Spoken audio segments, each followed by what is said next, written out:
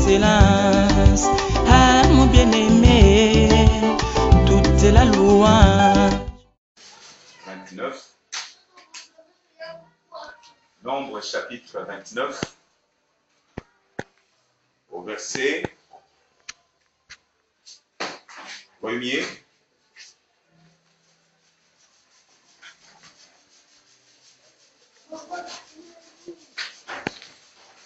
Le 7e mois, le premier jour du mois, vous aurez une sainte convocation. Vous ne ferez aucun ouvrage servile. Ce jour sera publié parmi vous au son des trompettes.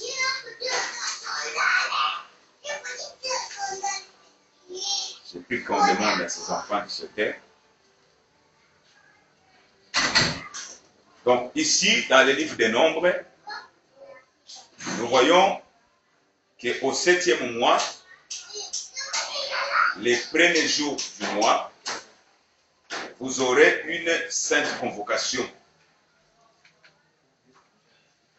Vous ne ferez aucune œuvre servile. Et la précision qu'on nous ajoute ici, ce jour sera publié parmi vous au son des trompettes. Et nous voyons ce que dit le psalmiste. Si nous partons bondir pour retrouver ce que le psalmiste déclare, nous allons au livre de Psaumes, le psaume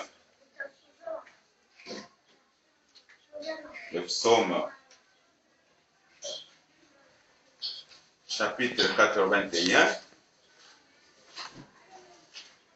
le psaume 81, nous voyons ce qui est déclaré au verset 4. Sonnez de la trompette à la nouvelle lune, à la pleine lune, au jour de notre fête.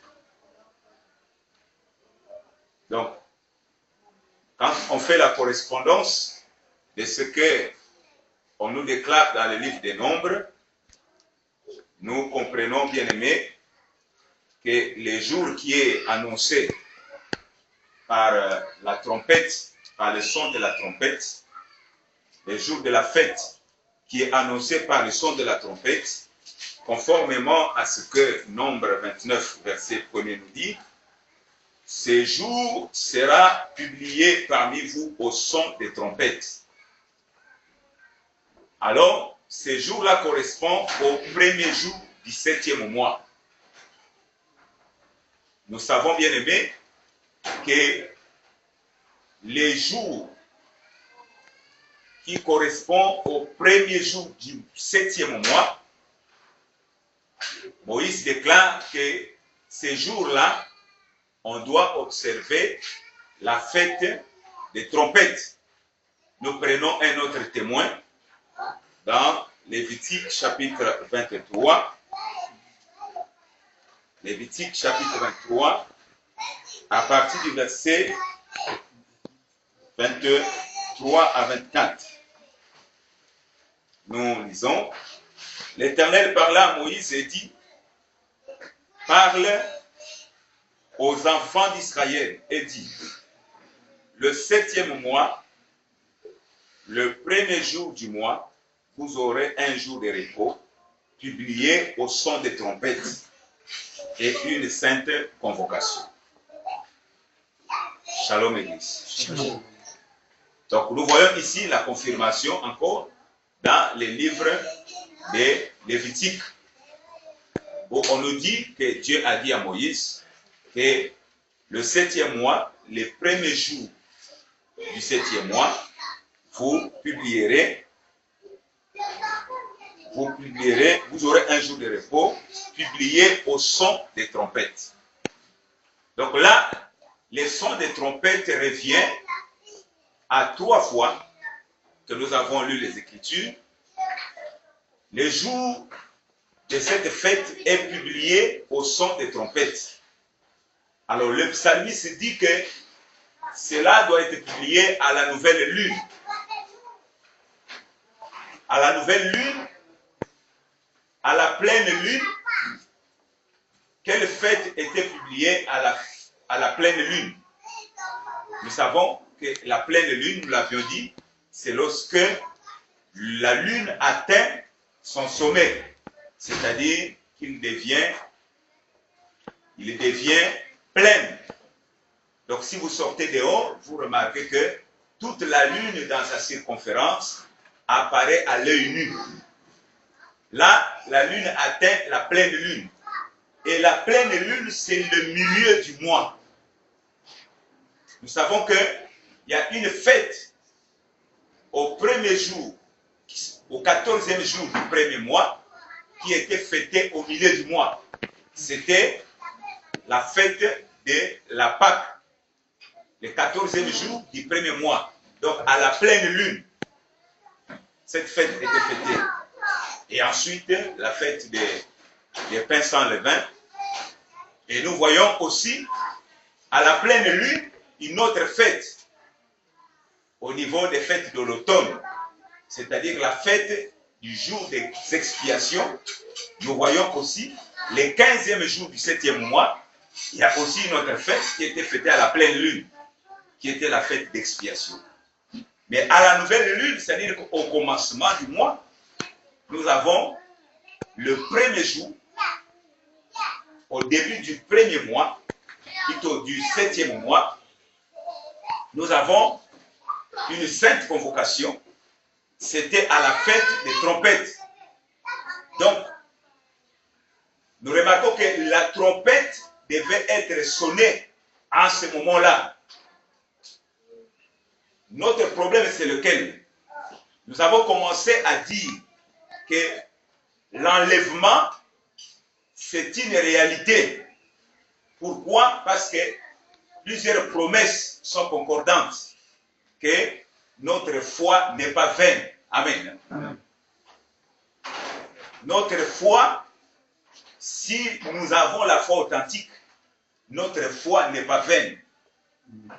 C'est pourquoi nous devons garder l'espérance. Amen. Parce que nous voyons que toutes les fêtes que Dieu a attribuées à Israël, qui sont regardées comme les fêtes de l'Éternel, ont été des signes prophétiques. Nous rappelons encore. Des signes prophétiques qui ont trouvé leur accomplissement. C'est pourquoi, si les 4 premières fêtes ont déjà trouvé leur accomplissement en Jésus-Christ et dans son Église, nous remarquons aussi que les 3 dernières fêtes, qui sont les fêtes de l'automne, indubitablement, assurément, vont aussi connaître l'accomplissement total. Amen. Amen. Puisque la prophétie a 3 temps, le temps antérieur, le temps présent et le temps postérieur, ou le temps futur. Alors, mais dans le temps présent, nous voyons l'accomplissement dans le corps de Yoshua. Amen. Parce que toutes les promesses sont oui en Jésus. Nous déclarons aussi que lui-même a déclaré: je ne suis pas venu pour abolir la loi et les prophètes, mais je suis venu pour l'accomplir. Donc Christ est l'accomplissement de la loi, parce que c'est l'amour qui a accompli la loi. Amen. Alors, donc nous remarquons que toutes les promesses, toutes les prophéties faites par Dieu à Israël sont accomplies en Jésus-Christ. Parce que tout ça, nous voyons l'ombre et la réalité, c'est en Jésus. Mais dans leur aspect postérieur, nous voyons que pour ce qui concerne les fêtes de l'automne, la fête des trompettes, la fête d'expiation et la fête des tabernacles, nous voyons aussi que leur accomplissement dans le temps postérieur va s'accomplir. C'est une réalité. C'est pourquoi nous tenons à avertir les saints de Dieu en Jésus-Christ que nous devons faire attention toutefois que nous sommes en train de marcher, parce que tous les signes que nous sommes en train de voir ont déjà trouvé leur accomplissement. Les signes qui annoncent la venue du Seigneur. Amen. Amen. Alors, si un saint constate, discerne que les signes sont accomplis, qui annoncent que le salut est proche, que l'enlèvement est proche, que notre consolation est proche, alors le problème ce n'est pas seulement de discerner, mais quand nous discernons que ces signes-là se sont accomplis, alors notre position c'est quoi? Nous réjouir parce que ces signes-là sont accomplis. Amen. Mais le vrai problème, ce n'est pas que ces signes sont accomplis pour nous, enfants de Dieu. Le vrai problème, est-ce que nous sommes prêts? Amen. Amen. Hein? Parce que c'est sans conteste que le Seigneur va venir enlever son église. Ça, c'est connu. Mais notre problème est, est-ce que lorsque cela s'accomplira, est-ce que nous serons aussi de la partie? Est-ce que nous serons aussi de la scène? C'est ça le vrai problème. C'est pourquoi nous rappelons, les bien-aimés Paul a dit, insiste.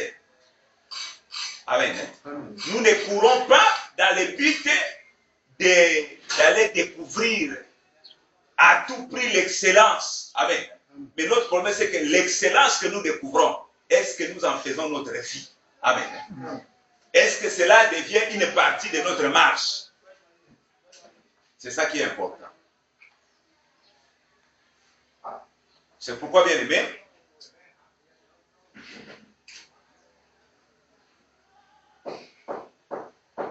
donc ces jours-là, les jours où on doit sonner la trompette pour annoncer la fête du grand repos, parce que les jours du son de la trompette ou les jours de la fête des trompettes, ce jour-là est regardé comme un jour de repos. Amen. Personne ne peut faire une œuvre servile. Tu ne peux plus travailler, finir le travail. Tu dois entrer dans les repos. Et c'est un repos qui est annoncé par le son de la trompette. C'est pourquoi, en rapport avec la déclaration du bien-aimé Paul, il dit que lorsque j'habite encore cette tente de la chair, dans laquelle j'habite sur la terre, je suis accablé. Amen. Je suis en train de gémir. C'est pourquoi notre bonheur, nous n'allons pas retrouver le bonheur total sur la terre. Ça, c'est impossible. Nous serons toujours persécutés. Nous serons toujours châtiés. Nous serons toujours en train de gémir. Mais pas de gémissement total, c'est de légères afflictions. Amen. Parce que partiellement, notre âme a connu la paix, notre âme a connu le bonheur, mais pas le bonheur total. Parce que notre joie n'est pas encore parfaite. Amen. Alors, nous sommes donc en train de goûter les richesses du siècle à venir. C'est pourquoi un enfant de Dieu doit toujours avoir dans sa conscience qu'il y a une grande promesse qui m'attend. Quelle promesse? C'est que si dans ce monde, frère, nous sommes considérés comme étrangers, nous sommes considérés comme des pèlerins vers une destination que Dieu nous a réservée, alors ne cherchons pas à posséder à tout prix le monde, parce que nous savons que notre domicile, notre patrie sur la terre n'est pas permanente. Amen. Amen. Sur la terre, nous n'avons pas de patrie permanente. Nous n'avons pas de nation, nous n'avons pas de pays ici sur la terre qui est permanent. Amen. Amen. C'est pourquoi Dieu a dit à Abraham, va-t'en de ton pays, de ta nation, de ta patrie, vers un pays que je te montrerai. Parce que le bien-aimé Abraham, quand il est arrivé au pays de la promesse, à Canaan, il pouvait bien repartir d'où il était sorti. Amen. S'il désirait avoir une patrie sur la terre, il devait bien retourner là où il était sorti. Mais on nous dit qu'il ne pensait même pas y retourner. Parce qu'il considérait que sur la terre, il était qu'un étranger. Amen. Amen. Donc, si tu penses à tes origines, tu comprendras qu'en réalité, tu n'es pas d'en bas. Amen. Amen. Tu n'es pas d'en bas. Et ta cité aussi n'est pas d'en bas. Ton pays aussi n'est pas d'en bas. Le Seigneur Yehoshua déclarait déjà à Israël que vous êtes de ce monde. Mais moi, je ne suis pas de ce monde. Vous êtes d'en bas, mais moi, je suis d'en haut. Mon royaume n'est pas de ce monde. Alors, si le royaume n'est pas d'en bas et qu'il est d'en haut, alors pourquoi en tant que pèlerin, en tant que fils de Dieu, pourquoi voulons-nous rester sur la terre comme si nous avions une patrie permanente? Amen. Amen. Nous sommes devenus par la mort de Christ et sa résurrection concitoyens des saints et gens de la maison de Dieu. Amen. Amen. Nous n'avons pas de maison permanente sur la terre. Mais là où nous sommes en train d'habiter en tant que pèlerins, c'est-à-dire dans notre tente de la chair, nous savons que cette tente sera détruite un jour. Amen. Mais le bien-aimé Paul nous dit, si notre tente est détruite, mais nous avons dans le ciel un domicile, frère. C'est ça ce qui fait l'attente d'Abraham. Abraham aussi attendait ce domicile-là, cette cité-là, ce beau pays. Et pour avoir l'espérance sur ce beau pays, la promesse est faite seulement en Jésus. Pourquoi? Parce que Jésus, c'est le vrai Isaac qui a hérité la même promesse faite à Abraham. La Bible dit que toutes les familles du monde seront bénies en Abraham et en sa postérité. Nous savons bien aimé que l'humanité entière a perdu la vie, a perdu la gloire au premier Adam. Par le premier Adam, tous ceux qui sont nés d'hommes, des femmes, ils ont porté l'image du premier Adam. Et c'est au premier Adam que nous avons tout perdu. Amen. Amen. Et pour retrouver cette paix, pour retrouver la vie que nous avons perdue en Adam, ce n'est que dans le second Adam que nous pouvons retrouver ce que nous avions perdu. C'est pourquoi notre promesse, nous devenons co-héritiers de cette promesse en Jésus. Et la Bible dit que Dieu savait qu'il devait sauver le monde par les moyens de la foi. Il avait d'avance prêché cette bonne nouvelle à Abraham. C'est pourquoi il est dit qu'Abraham crie en Dieu et cela lui fit imputer à justice.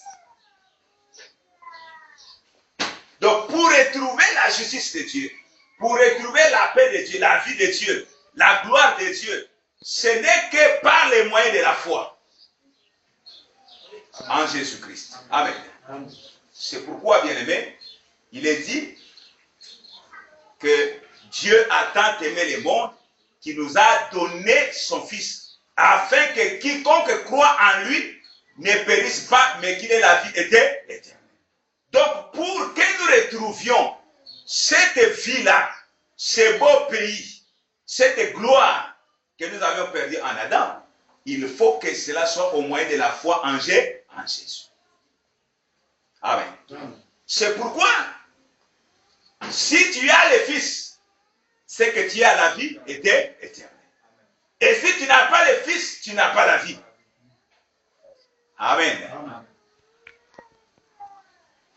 Et il nous fait la promesse. Lui, en quittant la scène, il a dit, Père, je prie que là où je suis, que eux aussi il soit. Amen. Oh, lui, il est où, frère? Christ est parti où? Il a dit dans Jean 17, verset 4, Père, remets-moi la gloire que j'avais auprès de toi avant que le monde ne soit. Donc la gloire, c'est ce beau pays-là, cette vie de bonheur, vie sans souffrance, sans douleur, vie parfaite, repos total. Amen. Nous ne pouvons retrouver ça qu'en Jésus. En dehors de Jésus, il n'y a pas la promesse de retrouver ce bonheur. C'est pourquoi, bien-aimé, le bien-aimé Paul dit dans Colossiens 1, 27, il dit que la glorieuse mystère, ou ce glorieux mystère que Paul est venu annoncer aux païens, c'est que Christ en vous, l'espérance de la gloire, C'est-à-dire que pour espérer la gloire à venir, pour espérer la position élevée, la position d'honneur, la position de puissance, cette position-là, nous ne pouvons retrouver ça qu'en Jésus. Alors, en dehors de Jésus, on est privé de la gloire de Dieu. La Bible déclare que tous ont péché, sont privés de la gloire de Dieu. Amen. Vous êtes séparés de Dieu lorsque vous vivez dans les péchés adamiques. Lorsque vous consommez aussi la vie de péché, on nous dit le salaire du péché, c'est la mort, qui n'est autre que la séparation avec le Seigneur. Amen. Et vous savez que Dieu ne laisse pas les péchés impunis. Ça veut dire que tout ce qu'un homme aura semé, il va les moissonner. Dieu va toujours te demander à répondre de tes œuvres. C'est pourquoi, si quelqu'un dit que j'ai fui la colère de Dieu, mais il faut lui poser la question, qui t'a appris à fuir la colère à venir? Amen. La seule manière de fuir la colère à venir, c'est de se repentir et de donner sa vie à Christ. Amen. Mais si tu fais l'esquive en pensant que tu es en train d'agir bien, mais on nous dit qu'on ne se moque pas de Dieu, tout ce qu'un homme aura semé, il va les moissonner. Donc tu vas comparaître devant le tribunal de Dieu.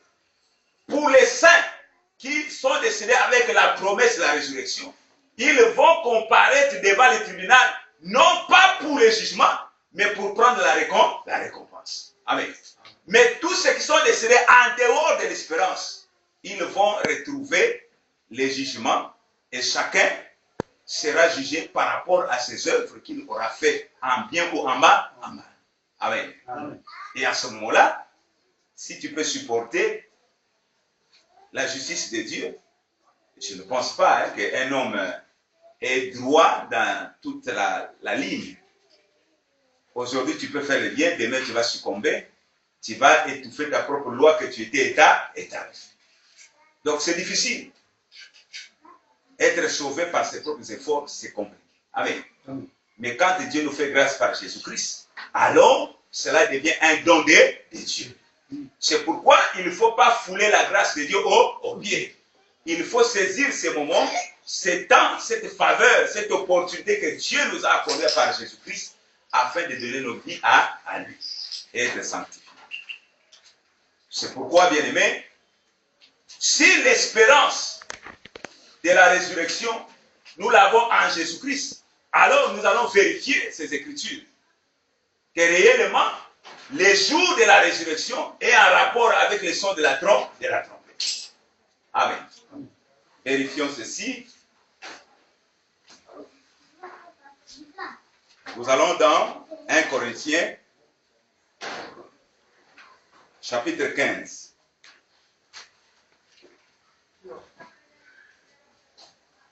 « 1 Corinthiens, chapitre 15, verset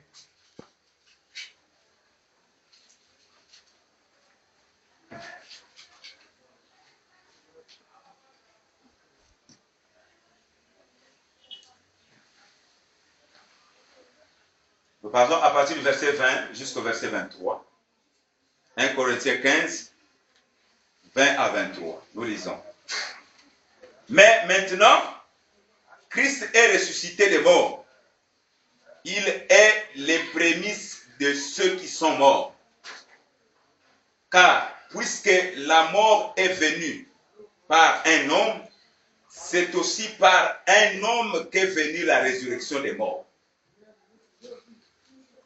Nous lisons, verset 22, et comme tous meurent en Adam, de même aussi tous revivront en Christ.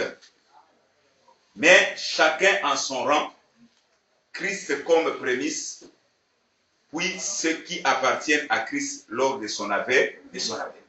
Amen. Donc nous voyons que tous meurent en Adam, parce que c'est lui qui a introduit les péchés dans le monde. Amen. Par les péchés d'Adam, l'humanité fut séparée du Seigneur. Mais par les moyens du second Adam, qui est le dernier, nous voyons que tous nous revivrons aussi en Jésus. Donc si Christ est ressuscité des morts, croyons que la résurrection est une réalité. Amen. Amen. Amen. Amen. Si Christ est ressuscité d'entre les morts, si le constat a été fait que le tombeau de Jésus est vide, amen. Amen. Si la confirmation a été faite que celui qui fut crucifié, enseveli, est bien ressuscité, qu'il est apparu encore à plusieurs, à ses apôtres, croyons aussi, frères, que la résurrection est une certitude, Amen. Amen. Amen. Donc, ce n'est pas en vain que nous sommes en train de croire en Jésus. Amen. Amen. Parce que si la résurrection n'existe pas, ça veut dire que notre foi est inutile. Notre foi est vaine.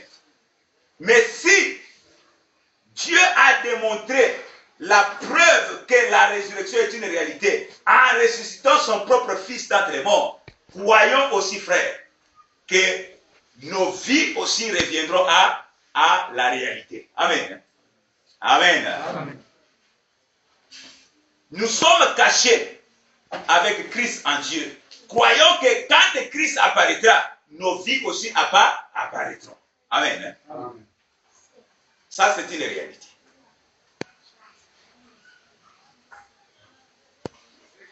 Ça, c'est la base de notre doctrine. La résurrection. Nous témoignons la résurrection de Christ. Parce que si Christ n'est pas ressuscité, alors, pourquoi est-ce que nous croyons en Dieu? Amen. Amen. Pourquoi est-ce que nous croyons en Dieu? Pourquoi suivre quelqu'un qui est dans les tombeaux? C'est pourquoi ceux qui n'ont pas l'espérance, ceux qui sont ignorants, qu'est-ce qu'ils disent? Mangeons et buvons car demain nous mourrons. Pour eux, la finalité de l'existence, c'est la mort. Et après la mort, il n'y a plus de suite. Amen. Amen. Alors, si après la mort, il n'y a plus de suite, alors fermons la Bible et retournons dans notre mauvaise vie. Amen. Amen. Mais si bien aimé, la preuve a été donnée que Christ est bien ressuscité d'entre les morts, alors croyons aussi que celui qui a ressuscité Christ d'entre les morts, il ramènera aussi nos vies. Amen. Amen.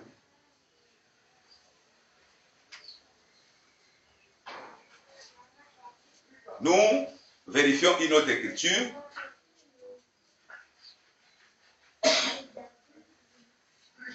Donc, on nous dit ici que Christ comme prémisse pour ceux qui appartiennent à Christ. Amen. Amen. Christ comme prémisse de la résurrection. Donc, la résurrection de Christ était la prémisse de Dieu. C'était le premier qui fut ressuscité d'entre les morts. Pour ceux qui croient, ceux qui appartiennent à Christ, personne n'a devancé Christ dans sa résurrection. Amen. Amen. Personne n'a devancé Christ. Tous étaient retenus dans le séjour des morts. Et Christ est le premier qui est revenu à la vie. Amen. Ça, c'est par rapport à la doctrine. Mais nous voyons que dans l'ombre, il y a des résurrections qui annonçaient déjà la résurrection de Christ.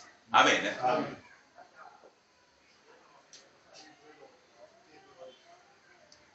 Alors, bien aimé dans le Seigneur, nous comprenons que il n'y a rien de nouveau. Ce qui est a déjà été. Dieu ne fait que ramener ce qui est passé.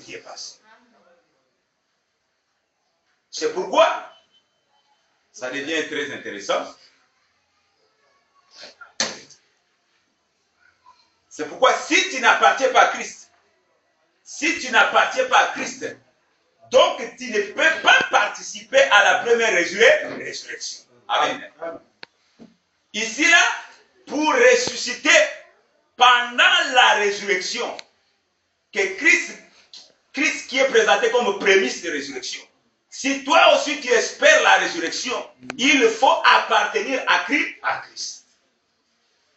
Amen. Si tu n'appartiens pas à Christ, ça veut dire quoi? Tu ne peux pas participer à l'enlèvement. Amen. C'est pourquoi, pour être enlevé, il y a aussi les conditions à remplir. Amen. C'est-à-dire quoi? Nous savons que pour que tu sois baptisé dans le corps de Christ, pour appartenir à Christ, il faut que tu reçoives le baptême du Saint-Esprit. Amen. Amen. Mais pour avoir le baptême du Saint-Esprit, il faut d'abord que tu crois. Amen.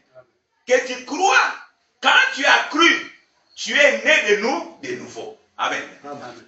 Donc ça, la nouvelle naissance. Ça aussi, le baptême par immersion. Amen. Tu ne peux pas dire que tu as subi le processus du salut. Parce que le processus du salut passe par la mort, l'ensevelissement et la résurrection.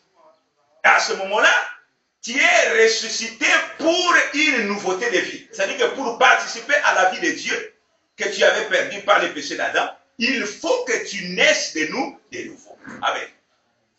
Et quand tu meurs par rapport à la vie de la chair, par rapport à la vie du péché, par rapport aux influences du diable. Amen. Mais quand tu es enseveli, c'est que cette mauvaise vie-là est séparée de toi.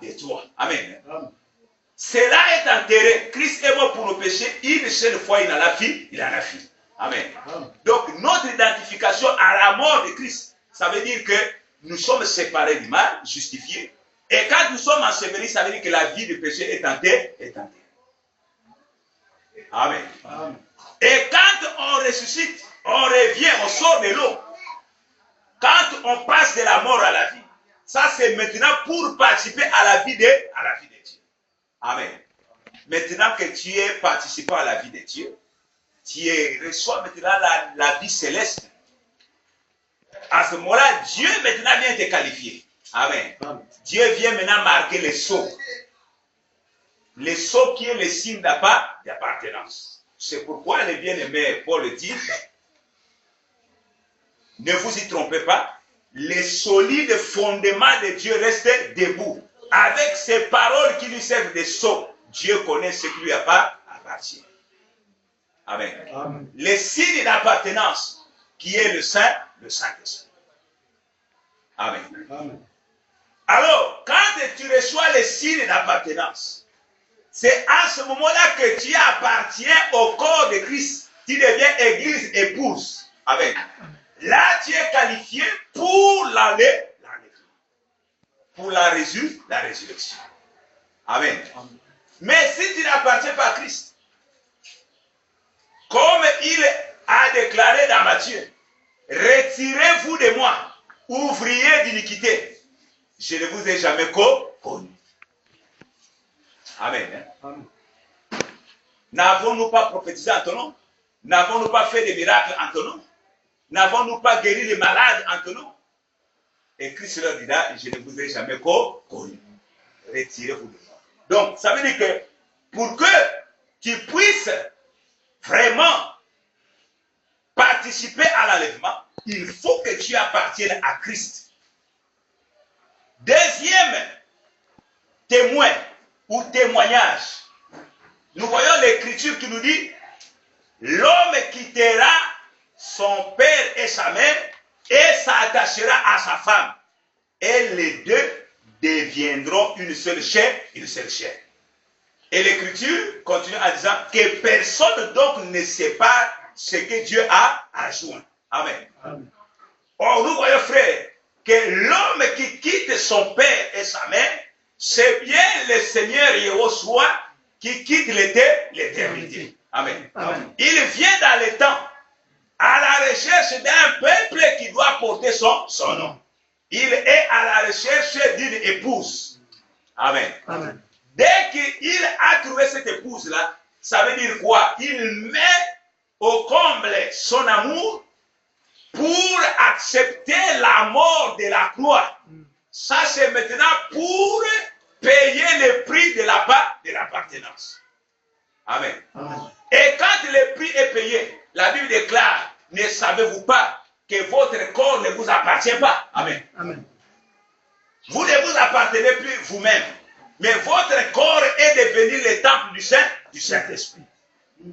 Vous appartenez maintenant à Dieu parce qu'il a payé un grand prix.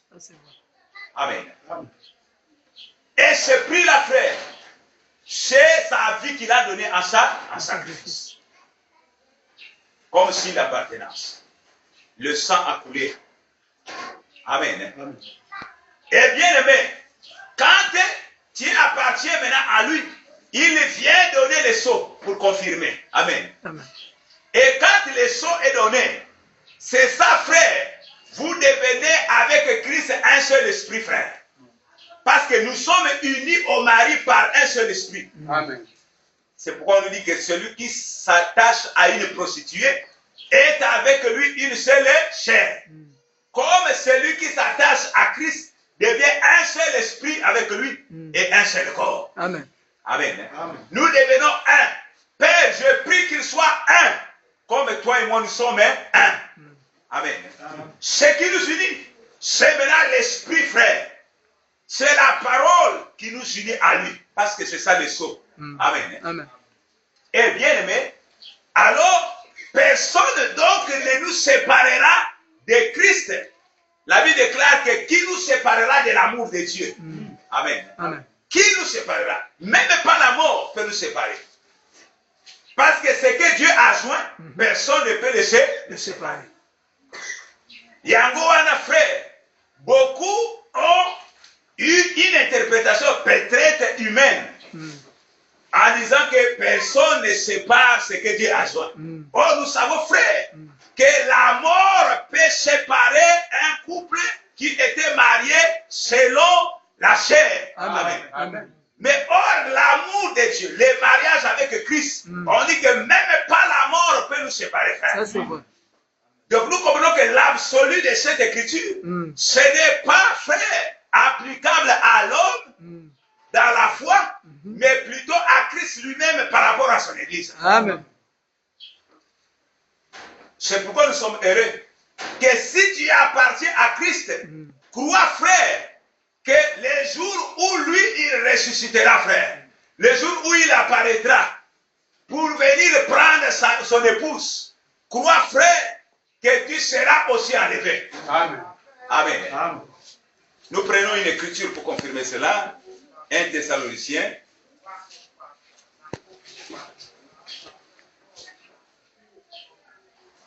Thessaloniciens, chapitre 4.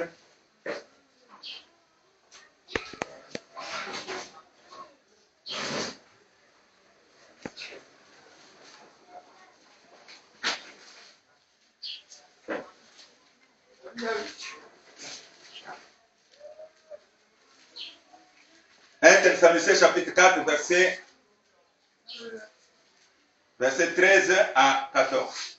Nous lisons. Nous ne voulons pas, frères, que vous soyez dans l'ignorance au sujet de ceux qui sont décédés, afin que vous ne vous affligez pas comme les autres qui n'ont point d'espérance. Car si nous croyons que Jésus est mort et qu'il est ressuscité, croyons aussi que Dieu ramènera par Jésus-Christ et avec lui ceux qui sont décédés. Amen. Amen. Amen.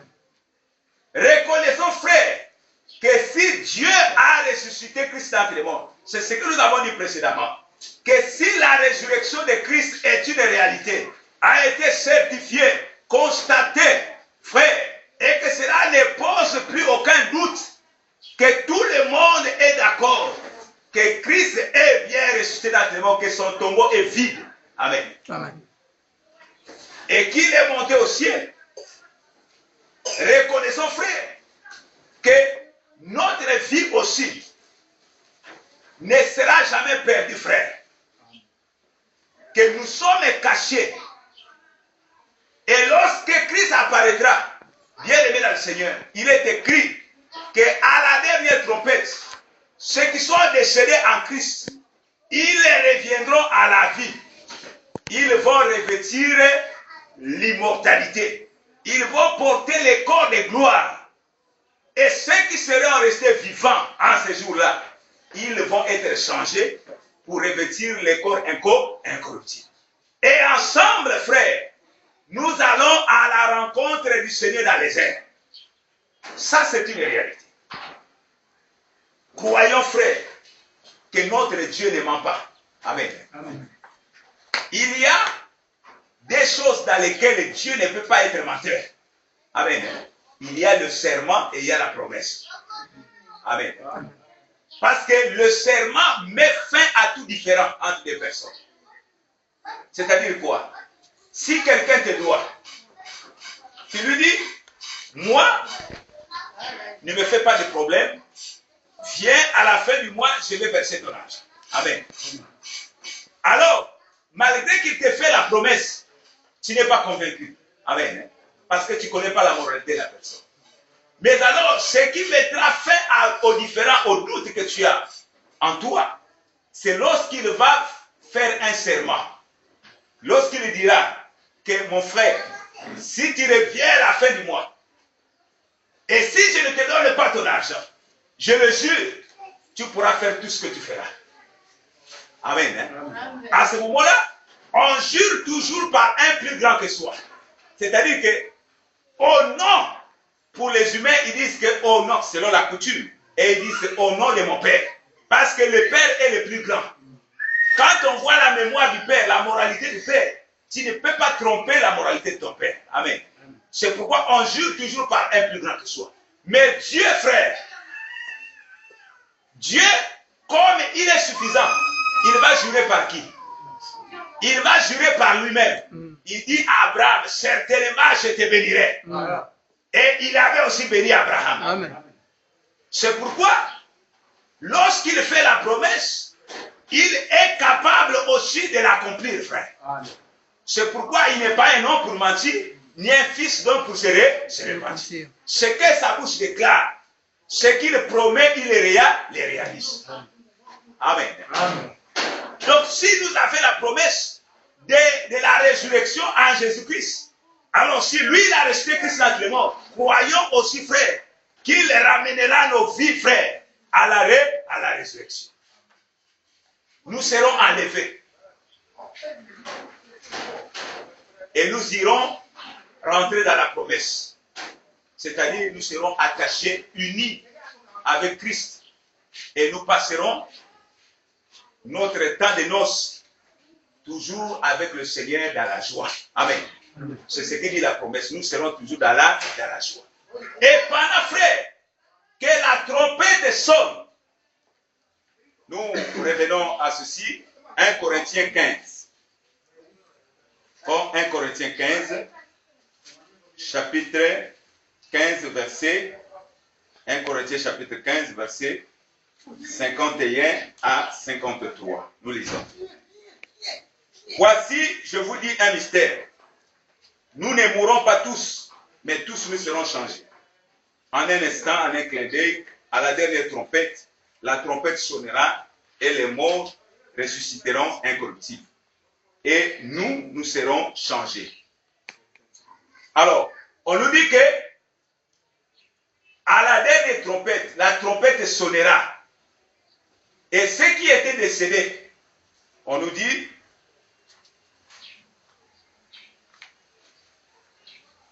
en un instant, en un clin d'œil, à la dernière trompette, la trompette sonnera et les morts ressusciteront incorruptibles et nous nous serons changés. Amen. Amen.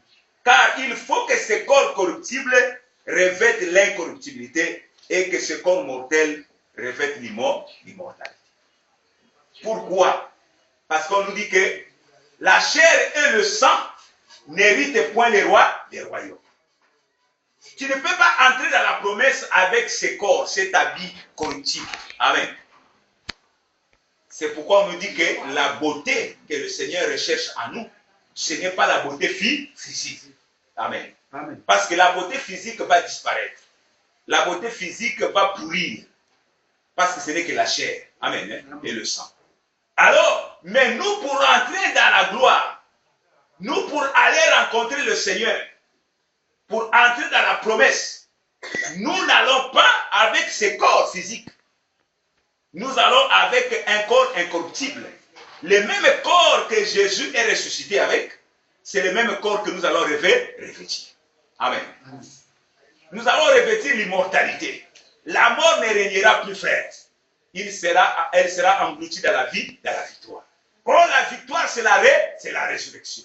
Amen. Amen. Christ est resté 3 jours dans les tombeaux. Les gens pensaient que ça n'était fini avec la vie, Amen. Amen. Mais le 3e jour, il est ressuscité d'entre les morts. Il est revenu à la vie. Amen. Amen. Donc la victoire de la vie sur la mort, c'est par le moyen de la résurrection. Amen. Amen. Et aujourd'hui, frère, la vie et l'immortalité est manifestée par l'évangile. C'est-à-dire que si tu crois, tu es passé de la mort à la vie. Amen. Amen. Ça, c'est les prémices dans la foi. Mais dans la réalité, ces jours-là, frère, nous allons vaincre la mort. Nous qui reposons dans l'espérance de la résurrection, la mort n'aura plus raison sur nous. Amen. La mort physique. Parce que celui qui est décédé avec Christ n'est pas mort. Amen. Mais il a la vie qui est encore cachée avec Christ en Dieu. Et lorsque notre vie paraîtra, nous aussi nous paraîtrons. Amen. C'est pourquoi on dit, mort, où est ton aiguillon? Mort, où est ta puissance? Amen. Nous voyons maintenant que tous ceux qui sont décédés en Christ, ils vont revenir à la vie dans un corps incorruptible. Dans un corps immortel. Amen. Parce que nous allons régner d'âge en âge. Amen. Nous régnerons encore pendant les millénaires sur la terre. Et la mort ne va plus régner. C'est pourquoi il dit que la mort a régné par les péchés depuis Adam jusqu'à Moïse. Mais maintenant, c'est le règne de la vie parce que nous sommes réconciliés avec le Seigneur. Amen. Amen. Alors, bien aimé dans le Seigneur, nous voyons que c'est la trompette sonnera. Donc, l'enlèvement correspond au jour où on annonce les jours du repos. Quel est ce jour qui est annoncé par les sons de trompette? Ce n'est qu'à la fête des trompettes où on doit sonner la trompette pour annoncer que ce jour de repos est arrivé. Amen. Amen. C'est pourquoi sur la terre, nous avons le repos de l'âme, mais pas le repos du corps. Amen. Donc nous sommes encore accablés. Nous gémissons encore. Nous souffrons encore. Amen. On ne semble pas voir que nous sommes consolés. Parce que la chair est en train d'agir encore. Amen. Amen. Les diables nous persécutent au travers de la chair. Amen. Amen. Nous tombons encore malades. Nous sommes encore privés de certains biens. Nous connaissons beaucoup de difficultés. Amen. Mais nous savons que tout cela n'est pas comparable à la gloire, au bonheur qui nous attend. Amen. Amen. Nous aussi nous rentrerons dans la gloire. On nous dit que l'humilité précède la gloire. Christ s'est humilié. Il a apporté la chair. Il est venu, il a souffert. Et après la souffrance, il a retrouvé la gloire, la position élevée.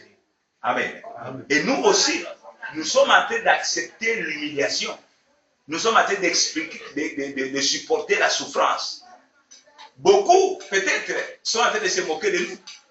Parce qu'ils se disent que, et ils sont bien, nous sommes en train de gémir. Amen. Amen. Mais nous acceptons de nous humilier. Sous la main puissante de Dieu. C'est-à-dire que sous l'autorité de la parole. Amen. Amen.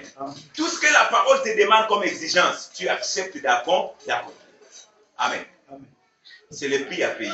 Mais après, au jour de la résurrection, nous allons rencontrer, bien-aimés dans le Seigneur, une joie que nul n'a retrouvée sur la terre. Qu'on ne peut pas retrouver sur la terre. Même celui qui est assis sur de l'argent, les billets de César. Amen. Il a toujours un souci quelque part. Amen. Amen. Son bonheur n'est pas total. Amen. Même celui qui est rempli de richesses, il a toujours une inquiétude quelque part. Amen. Amen. Il y a toujours un défaut quelque part. Mais par contre, lorsque nous allons rentrer dans la gloire promise, bien aimé, ce que nous sommes en train d'expérimenter aujourd'hui, ce n'est que goûter. Nous sommes en train de goûter. Comme Israël, quand ils sont venus, ils sont sortis de l'Égypte, quand ils sont partis explorer Canaan, les pays de la promesse. Là-bas, les 12 espions ont cueilli les fruits du pays. Amen. Ils ont cueilli les fruits du pays et ils ont ramené ça pour montrer à leurs frères. Parce que quand on va leur poser la question, est-ce que vous avez vu Canaan? Ils ont répondu, oui, nous avons vu Canaan. Et nous avons même rencontré là-bas les fils d'Anak, les géants. Amen. Amen. Et comme preuve, regardez la preuve. Ça, c'est le fruit du pays. Amen. Amen. Mais ils n'étaient pas encore entrés. Ils sont partis seulement explorer. Amen. Amen. Nous aussi, frères, nous ne sommes pas encore entrés. Mais nous sommes partis explorer par la foi. Amen. Et nous avons goûté que Christ est bon. Amen. Amen. Amen. Nous avons goûté aux puissances des siècles à venir. Nous savons, frère, la paix c'est quoi? C'est-à-dire quand notre esprit est séparé du péché, nous rencontrons vraiment une quiétude. Alors que quand tu es dans le péché, Dieu, quand il punit le péché, quand tu es exposé au diable, tu es tourmenté. Amen. Amen. Mais nous avons connu la justification, la sanctification, la délivrance. Ça veut dire que nous sommes sortis de la condamnation. Amen. Amen. Et nous avons la paix. Nous sommes dans la stabilité. Nous sommes tranquilles. Amen. Amen. Il n'y a plus l'agitation. Ça, tu goûtes les prémices. Amen. Amen. Maintenant, dis-toi frère, quand tu vas rentrer maintenant dans la gloire, entièrement dans la gloire, comment est-ce que tu vas vivre ce bonheur-là? Cette vie sans souffrance. Amen. Amen. Tango, moi, avec l'effet des gaz de serre là, le réchauffement climatique.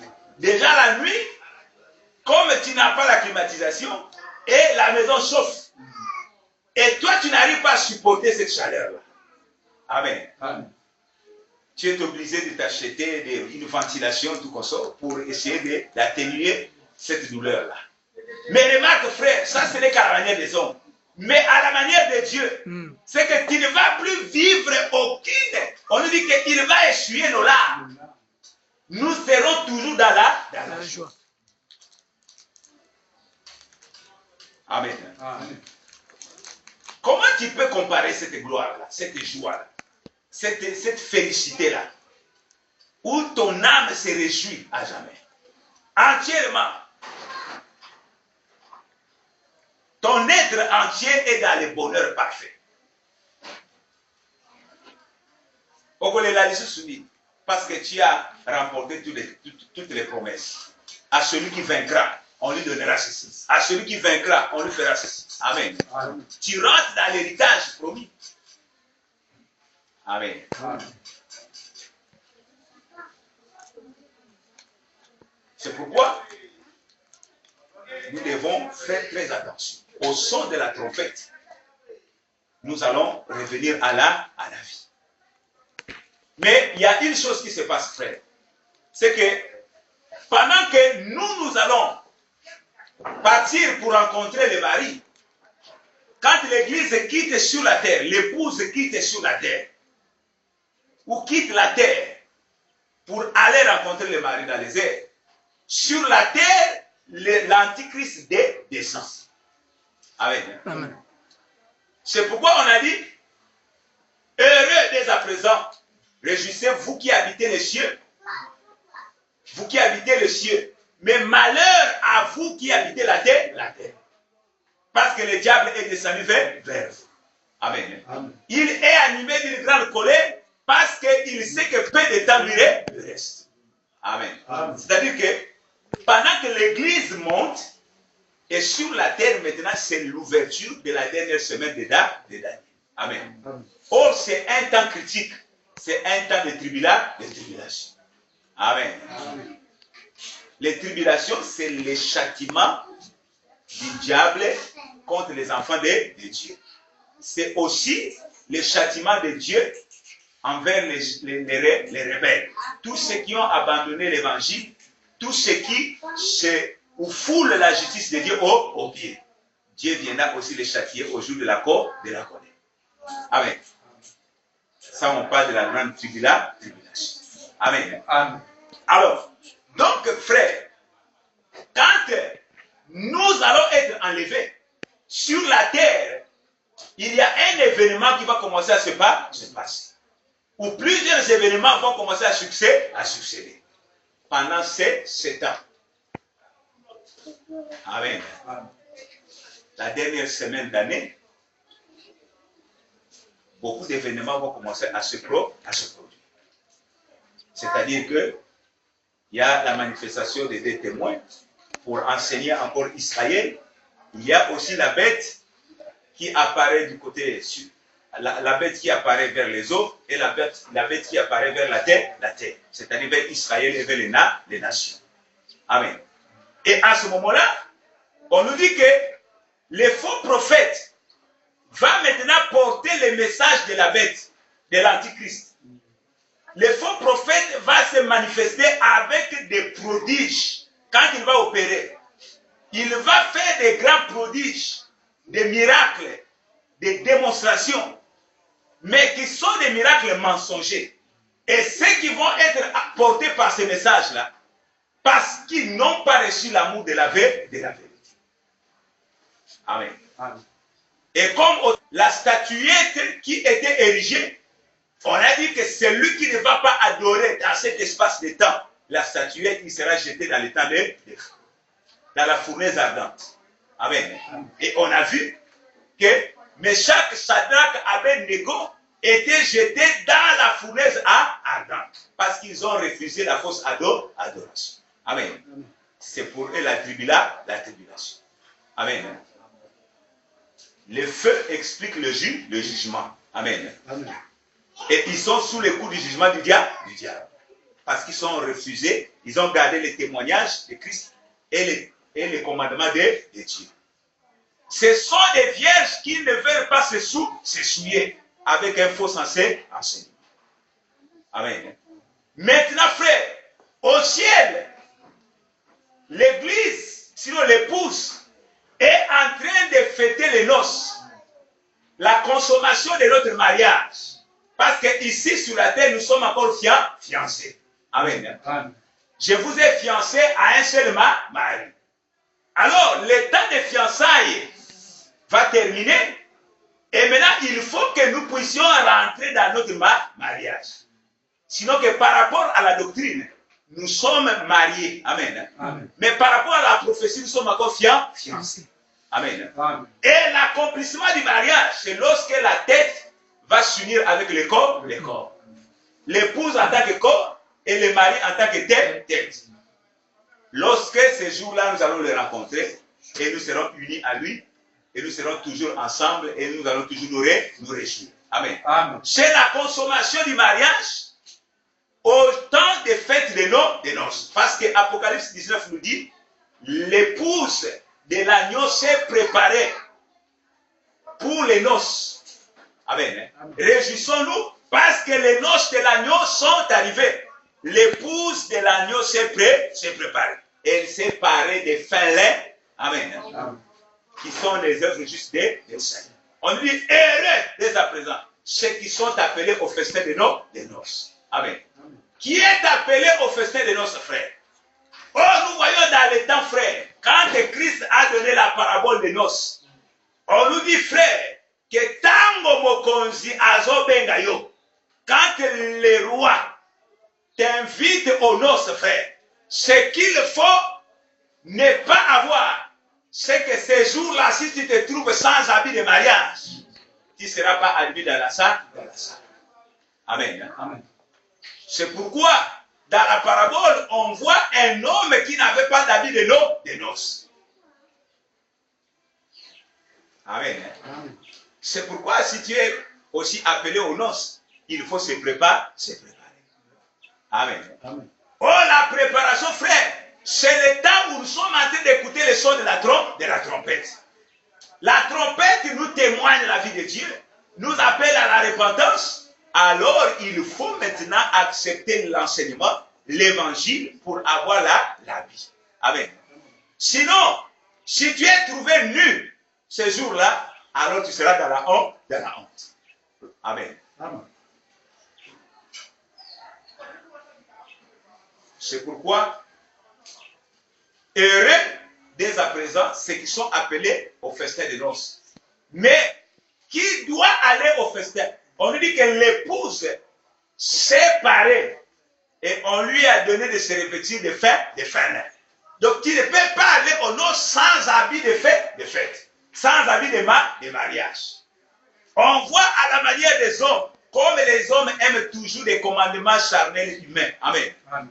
Quand arrivent les fêtes du monde, frère, on s'apprête à acheter aux enfants, aux femmes, aux hommes, les habits de fête. Amen. Amen. Oh, ma fête est comme Koyaka. Moi, je vais porter quel habit, papa? Je vais porter quel habit, chérie? Amen. Amen. Mais sachons, les frères, ça c'est à l'imitation du vrai. Amen. Amen. Amen.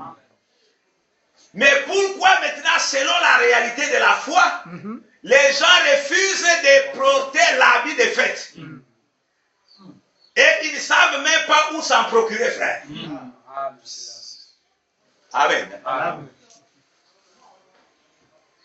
Aujourd'hui, nous remarquons que beaucoup sont devenus religieux parce qu'ils croient que c'est la religion qui donne l'habit.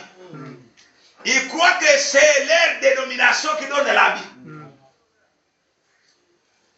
Oh, l'église n'a biso. Amen. Amen. La communauté n'a biso. Mais le problème, ce n'est pas d'appartenir à une communauté ou à une religion. Mais le problème, c'est d'être en Jésus-Christ. C'est d'être dans l'enseignement, frère.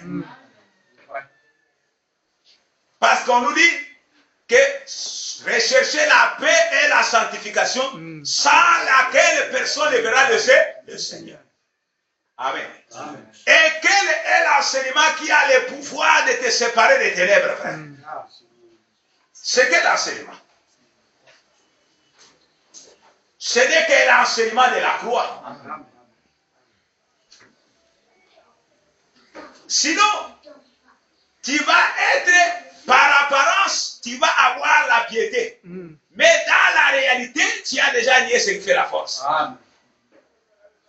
Amen. C'est pourquoi beaucoup, en apparence, ils ont la piété. Mais dans les fonds, ce sont des tombeaux blanchis. Ce sont des ossements de mort. Il n'y a pas la vie de Dieu. Amen. Amen. Pourquoi il n'y a pas la vie de Dieu? Mais parce qu'ils n'ont pas marché conformément à l'enseignement. Oh, l'enseignement qui peut qualifier quelqu'un à retrouver la position vraiment de gloire, ce n'est que l'enseignement de Jésus-Christ. Même quand il est apparu au milieu des Sadducéens, au niveau des pharisiens, on nous dit que sa doctrine était différente des autres doctrines existantes. savait même pas de quelle autorité. Quand il parlait avec autorité. Et les gens ont rendu témoignage, jamais homme n'a parlé comme cet homme. Amen. Ça veut dire qu'il y avait la divinité en lui. Amen. Amen. Tu vas remarquer seulement, si l'enseignement l'a fait force de foi, tu vas voir, est-ce que ça va t'épargner du mal? Est-ce que ça va te retirer des abominations? Amen. Amen. Est-ce que tu sauras être intelligent, c'est-à-dire faire la différence entre le bien et le mal? Mais il y a d'autres qui sont assis dans la doctrine, qui ne savent même pas discerner que entrer encore dans la vie de l'ivrognerie, que ça c'est reprochable par rapport à l'enseignement. Ils ne sauront pas. Mais comment est-ce que tu marches avec la sainteté de Dieu? Tu es encore dans les souls de la chair. Amen. Amen. Donc c'est un faux enseignement. Amen. Amen. C'est un enseignement avec mélange.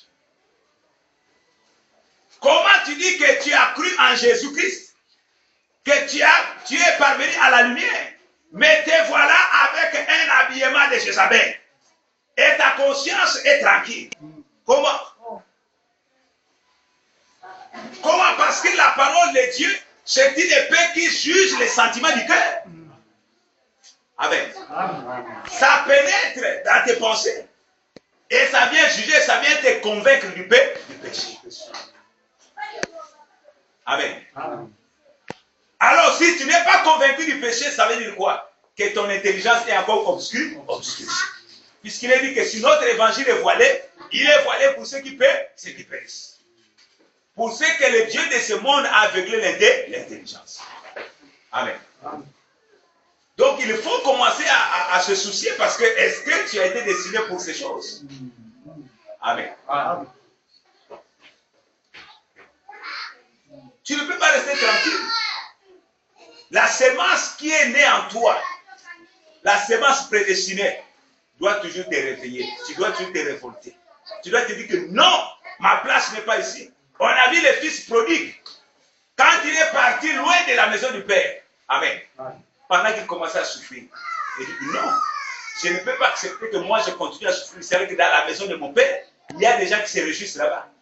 Amen. Amen. Si tu es enfant de Dieu avec la sémence de Dieu, tu ne peux pas accepter être au milieu des pourceaux. C'est-à-dire d'un peuple souillé. Amen. Amen. Tu dis non, je retournerai dans la maison de mon Père. Tu dois retourner dans la parole, frère. Tu dois revenir à la parole. Retrouver l'enseignement pur.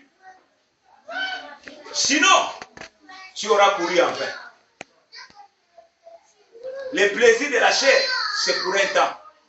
Et ça va tourner à la confusion. Parce que les salaires, les péchés a toujours un salaire. Amen.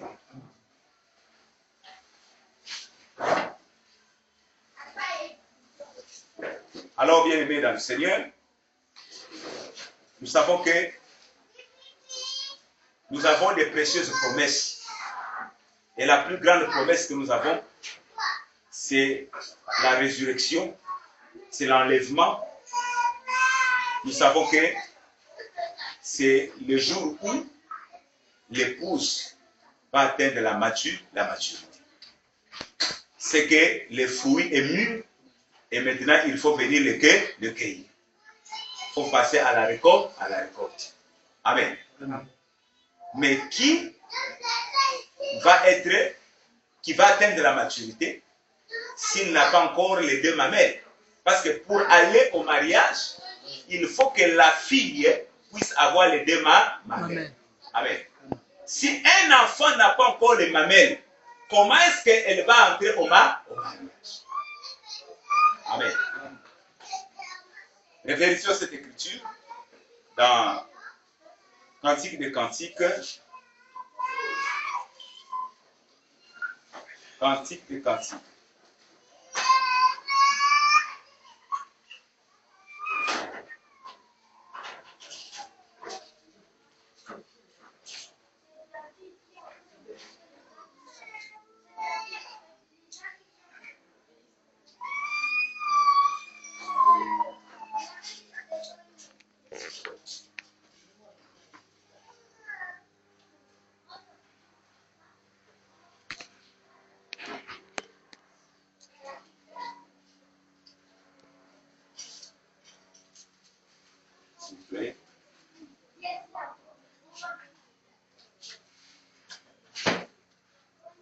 Cantique des Cantiques, chapitre 8, verset 8.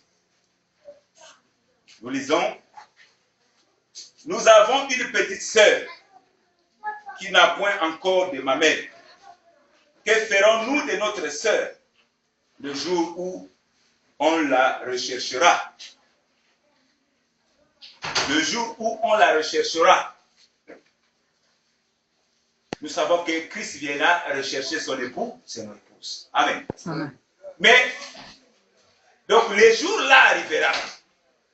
Et c'est au jour du son des trompettes. Amen. Amen. Nous sommes en train de parler du son des trompettes en rapport avec l'enlèvement de l'Église. Parce qu'en rapport avec Israël, ça parle sur les grands jours de la vengeance. Amen. Alors, les jours où on viendra rechercher la petite sœur, mais si elle n'a pas de mamelle, comment est-ce qu'elle ira en mariage? Amen. Parce qu'en mariage, tu vas aller à l'été, non? Amen. Amen. Et si tu n'as pas de mamelle, c'est que tu n'es pas qualifié pour le mariage. Ce n'est qu'un langage, ce n'est qu'un parti. Amen.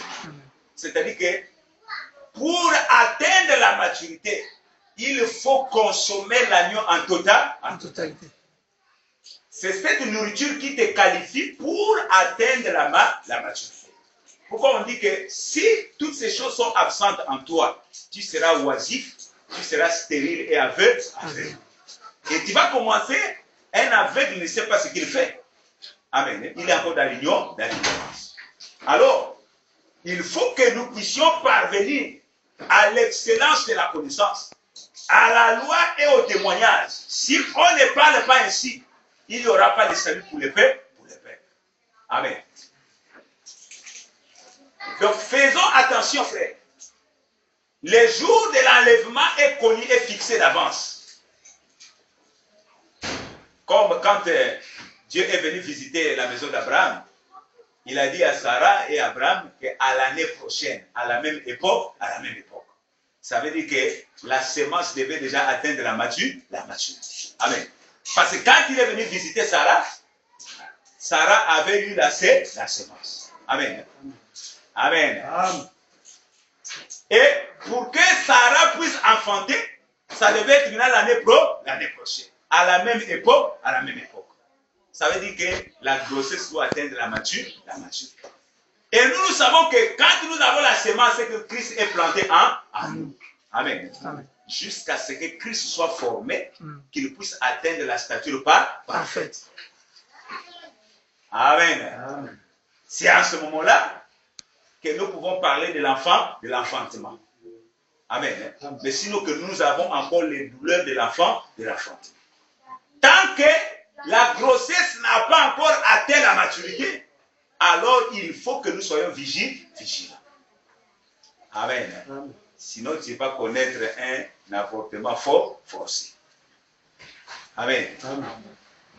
Mais nous ne voulons pas avorter comme Israël, qui avait la promesse d'accoucher. Mais quand ils ont accouché, c'était du vent. Amen. Les pays n'étaient pas sauvés. Alors, nous avons la promesse. Nous avons la sémence. Alors, il faut que cette sémence grandisse. Qu'il puisse croître. Amen. Jusqu'à maturité. Et quand tu atteins la maturité, tu peux avoir la certitude qu'au jour de l'enlèvement, je serai de la partie. Amen.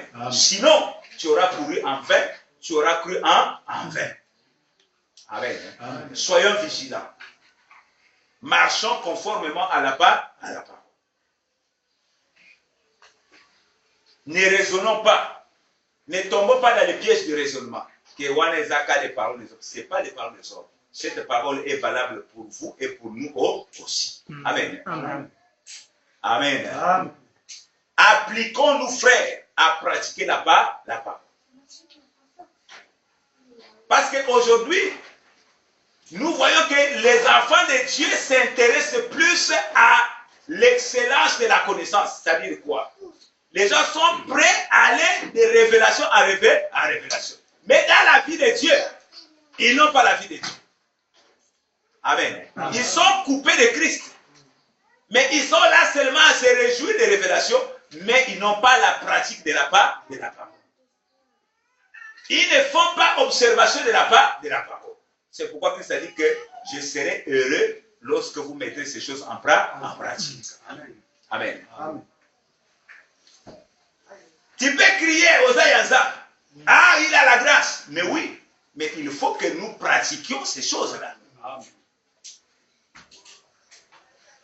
Faisons attention parce que nous sommes au temps de la séduction. Le diable agit en mystère, mais petit à petit, il commence à agir ouvertement. Amen. Amen. Il se cache au milieu des enfants de Dieu et il agit et il séduit plusieurs. Amen. Dès que tu tombes sous le coup de la séduction, nous comprenons que tu n'es pas un élu. Amen. Parce qu'un élu, on nous dit qu'ils séduiront, s'il était possible, même les élus. S'il était possible. Mais nous savons que ce n'est pas possible, frère. Amen. Amen. Pour montrer que tu es un élu, frère, dès que tu connais que tu t'es retrouvé dans la séduction, soit de la chair, amen, il faut que tu puisses reconnaître et abandonner. Amen.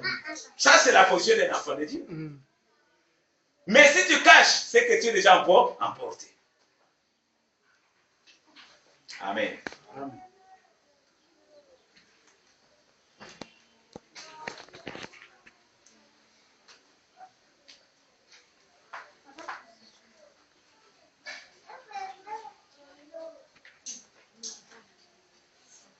Alors, qui partira? Puisqu'on parle de la petite sœur qui n'a pas encore atteint les mamelles, les deux mamelles. Elle n'a pas encore l'âge. Nous voyons qu'une fille, quand elle n'a pas encore les mamelles, c'est qu'elle n'a pas encore atteint l'âge de la puberté. Amen. Amen. Mais c'est à l'âge de la puberté où les mamelles, les seins commencent à se gonfler. Amen. Et quand elle atteint la majorité, à ce moment-là, nous voyons les deux seins pousser. Là, on peut dire qu'elle peut porter une grossesse. Amen. Amen. Et quand elle porte la grossesse, c'est que la grossesse peut se développer. Pour accoucher d'un enfant. Et nous savons, en tant que femme, épouse de Christ, nous avons porté sa grossesse, qui est Christ en nous. Amen. Amen. Et ce Christ-là doit être formé jusqu'à maturité. Donc, nous sommes encore dans les douleurs d'accouchement. Parce que la grossesse est déjà là. Amen. Amen. Maintenant, si les douleurs continuent à se multiplier, et toi, tu ne veux pas supporter les douleurs, parce qu'il te manque la patience, tu vas faire quoi? Tu vas faire un avortement. Or, en Israël, il n'y aura pas de femmes qui avorteront. Amen. Amen. Amen. Ni de femmes stériles.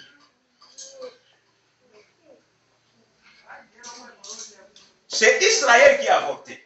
Et plusieurs frères, par rapport à la doctrine, aujourd'hui, ils entendent la parole de Dieu. C'est la semence qui est là. Mais maintenant, on les attend à la pratique. Dès que la pratique arrive, au lieu de pratiquer, ils prennent cette semence-là, ils jettent. Ça veut dire qu'ils sont des auditeurs oubliés. Amen. Or, le principe, c'est quoi de la foi? Tu as cru, il faut que tu pratiques les œuvres. Les œuvres, maintenant, c'est l'enfantement, frère. Amen. Sinon que la foi sans les œuvres, c'est une foi stérile. Amen. Nous sommes à quel niveau bien? Chacun peut s'examiner pour voir il est à quel niveau de la foi.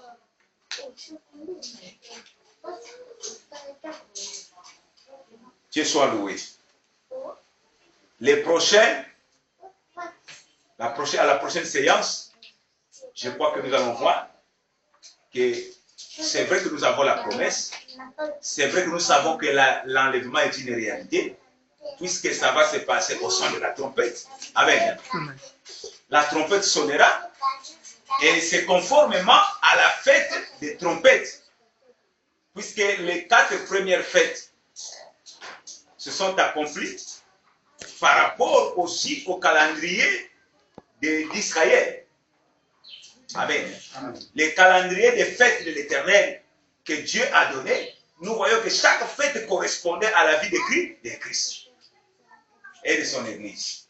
Et nous comprenons aussi que les 3 dernières fêtes vont se passer aussi en rapport toujours avec Christ et la vie de son Église, et d'Israël. Pourquoi nous le disons? Les 4 premières fêtes se sont accomplies en rapport avec la première venue de Christ. Amen. Et les 3 dernières fêtes vont aussi s'accomplir en rapport avec la seconde venue de Christ. Amen. Donc, l'enlèvement de l'Église, pour ce qui concerne l'Église, aura lieu aussi au son de la trompette.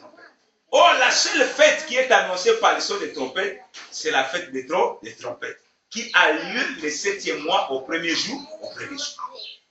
Amen. Nous allons rentrer dans les règles. Amen. Parce que nous sommes dans la servitude lorsque nous habitons cette table. Amen. Que Dieu soit loué. Alors, sans la sanctification, personne ne verra le Seigneur. Donc, il faut que l'Église se prépare. Le Saint-Esprit qui est répandu à la fête de Pentecôte, ce temps-là, jusqu'à la nouvelle fête des trompettes, ce temps-là, c'est le temps de la moisson. C'est le temps de la préparation. Et si nous avons la nourriture, la provision, en Israël, c'est le désert. C'est la disette. L'Ipaïsate. Amen. Mais pendant que nous avons le pain, c'est que nous devons approvisionner. Parce que les temps difficiles arrivent. Remarquons, frère, que l'enlèvement a lieu aujourd'hui. Nous allons 7 ans au ciel, amen, pour les noces. Et sur la terre, il y a tribulation. Et si toi tu restes, amen. Si toi tu restes, déjà tu n'aimes pas la vérité. Et quand le faux prophète va commencer à prophétiser, est-ce que tu vas supporter? Tu ne vas pas supporter, tu ne vas pas les résister. Amen. Déjà quand on te dit que, il y a un prophète qui est arrivé là, il fait des miracles, il fait accoucher les femmes qui n'ont pas eu qui sont stériles et tout comme ça là, on voit toutes les sœurs courir. Amen. Amen. Amen. Ils sont emportés. Vraiment, tout le monde y va. Amen. Déjà, tu n'arrives pas à supporter ou à discerner quel est le vrai miracle, quel est le faux miracle. Et vous pensez qu'avec la mesure de foi que vous avez, si vous manquez à l'enlèvement, si l'enlèvement a lieu aujourd'hui, la résurrection a lieu aujourd'hui, ça veut dire qu'il y a ceux qui vont rester et d'autres ne vont pas passer. Maintenant, ceux qui vont rester, la bête, tu es en face de la bête, qui agit par le faux prophète. Est-ce que tu vas le résister? Amen. Il y a d'autres qui aiment l'enseignement de la facilité. On dit tout est permis. Amen. Dès qu'on place seulement une règle, on dit bango peut pas. Amen. Est-ce que ça m'a dit non, nous sommes au temps de la grâce. La grâce mal interprétée. Ou c'est la grâce infinie qui disent que c'est le libertinage. Amen. On fait de la liberté comme un voile pour vivre selon la chair. Amen. Mais sache-le que la parole de Dieu est en train de te juger.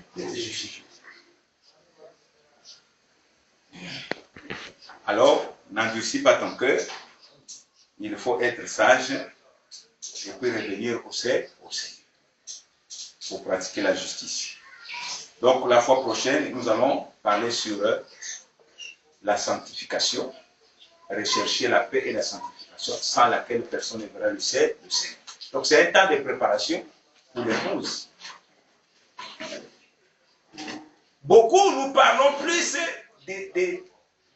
du roseau, qu'il faut aller dans la profondeur.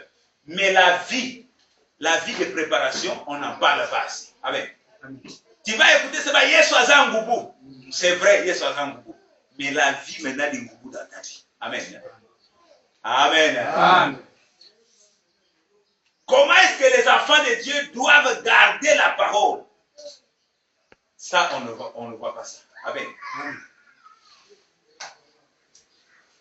Alors que c'est nécessaire pour notre édification. Amen. Ça, nous devons aussi parler de ça. Avant d'aller à d'autres portions de l'Écriture concernant la fête des trompettes. Alors, il faut qu'on voie un peu comment est-ce que nous sommes en train de nous préparer aussi. Amen. Que Dieu nous bénisse et qu'il multiplie encore cette bénédiction dans notre marche, afin que nous soyons forts et que nous soyons de ceux-là qui ne seront jamais séparés de l'amour de Christ. Amen. Que Dieu bénisse encore sa parole. Nous allons